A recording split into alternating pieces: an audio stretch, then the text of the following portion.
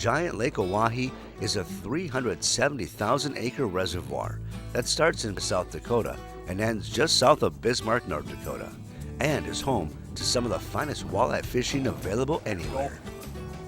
There. Fish is right on this knob, right where he should be, right where you'd expect a walleye to be laying.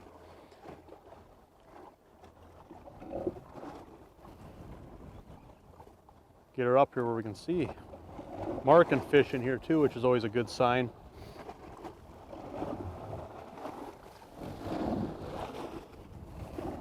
There. Oh yeah. Respectable walleye.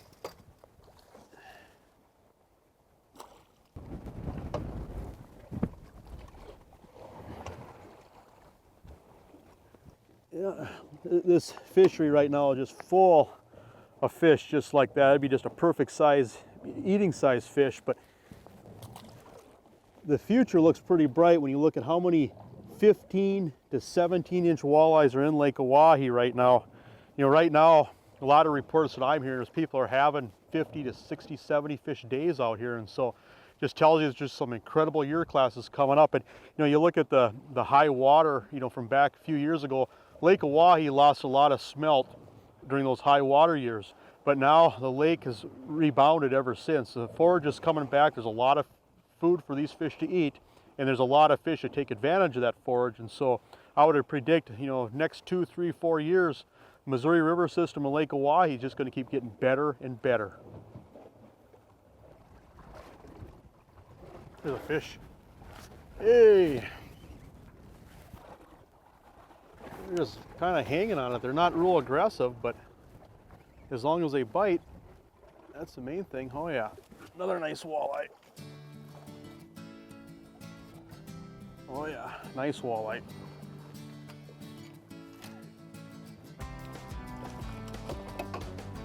Yeah. There. Another dandy. You know, these fish have been kind of short striking it a little bit, so I've been just pinching off that crawler. Probably only using about 3 inches of crawler on a long shank hook, which on this type of bite I think is just ideal. But good healthy fish. Good to see the girth on these fish again. Tell you what, situations like this, I love fishing out of a tiller because these fish are just, we're on a big point that comes off this island here, and there's just a couple little knobs that come off it, and these fish are just in a couple of spots. And with this wind especially, you can just stick it right on them. See, I like to use heavier bottom balsers so that way my presentation's in the cone angle of what I'm seeing on my electronics. And so we're fishing anywhere from 13 to 15 feet of water. We're just crawling back and forth in here about 0.6 to 0.9 miles an hour, using an 1.5 ounce bottom balsa with 10-pound braid with a bait casting rod or the reel with a flipping switch, just so you can adjust on the fly easy. Just using a short snell, and this is just what I call just a little flicker rig, or just a tiny little flicker blade. Probably the big thing we're seeing today is that when these fish are hitting, they're, even with this small of a presentation, they're still short striking. And so I tried feeding them a little bit of line. That didn't work so well. And so what I've been doing when I get a bite is just lifting that bottom balser and letting that bottom balser drag away from the fish, trying to pull that worm out of the fish's mouth slightly, and the fish are just choking up on it more. And ever since I made that small adjustment, my batting average has gone up dramatically. There. From our base camp in Devils Lake, North Dakota, we travel the whole Midwest looking for the best fishing bites. If you'd like real-time fish reports, find out what bodies of water that we're fishing, just to find the general patterns and techniques that we're using, give us a like on Facebook and hit the road with Jason Mitchell Outdoors.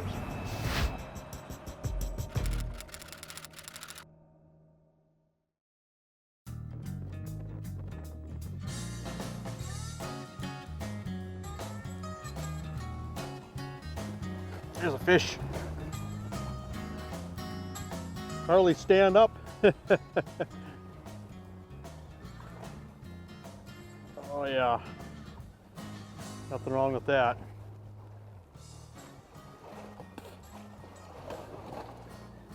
There. Just focus on the fundamentals. No sense in making fishing harder than it has to be. Great walleye. You know, we made an adjustment. This wind's been picking up pretty good. We've got a good wind. Oh, and we've got a good fish on here. So this wind started blowing harder. We left the island where we were. Decided we'd run up a little bit shallower here. Up along these shorelines here, this wind's pounding in.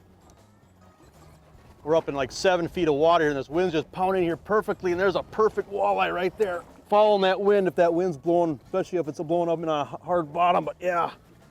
Yeah, and nothing wrong with that right there. That's a nice Lake Oahe walleye right there. I just love it when a good hard wind blows in on a shoreline like this, especially when you can see a lot of rock on the shoreline where you got a good hard bottom. But you can see now where we're catching these fish, there's these mud lines that are starting to develop out in the water, and it's almost like an umbrella, like a veil of stained water. And you know, what's interesting about mud lines, especially on these Missouri River reservoirs, is that it's almost like they have a life cycle where when the mud line first forms, it goes across the top part of the water column, and it basically cuts down the light penetration. But then as that wind continues to pound and that water just gets more turbid, that mud line will settle. And so a lot of times when the wind first starts to pound and that mud line first forms, sometimes that's when we'll find fish at their shallowest. And then as that water continues to get muddier and muddier, as the wind blows longer, the fish will actually slide out deeper. And I tell you what, it took me years to figure that out. And then the next thing that happens is then the wind switches or the wind lays down, but the water will still have a stain to it. And so a lot of times you can't go wrong fishing yesterday's wind. In the sense, if there is no wind, just fish where the wind was blowing in on the shoreline last. A lot of times some of that stain in the water will still linger, and a lot of times that's where we'll find fish. Oh, here we go. I think we found them. And that's so typical too. You could check a few spots and, oh yeah, look at there. Another nice walleye. Just keep checking spots, hitting points until you find that right there. All right. There. Nothing wrong with that. Catch those all day. I don't know if just this wind or what, but these fish they're starting to snap. That's cool to see. There. Gotta love that. Oh yeah. Another dandy walleye.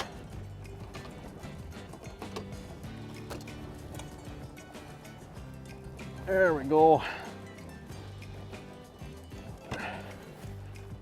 Yeah, great eating fish. We've got weather moving in. This wind's just been picking up all day.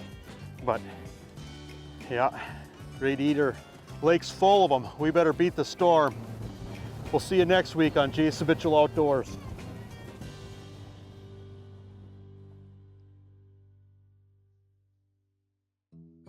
Jason Mitchell Outdoors has been brought to you by Shields, Crestliner Boats, North Dakota Tourism, Salmo Performance Fishing Lures, Cooper Chevrolet, Jason Mitchell Elite Series Fishing Rods, Uncle Josh, Kalen's, Onyx.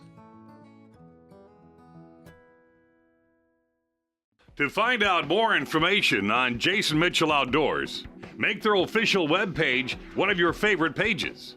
Find out upcoming show schedules and air times, along with past shows, article and product reviews at jasonmitchelloutdoors.com. Great information on the outdoors is just one click away.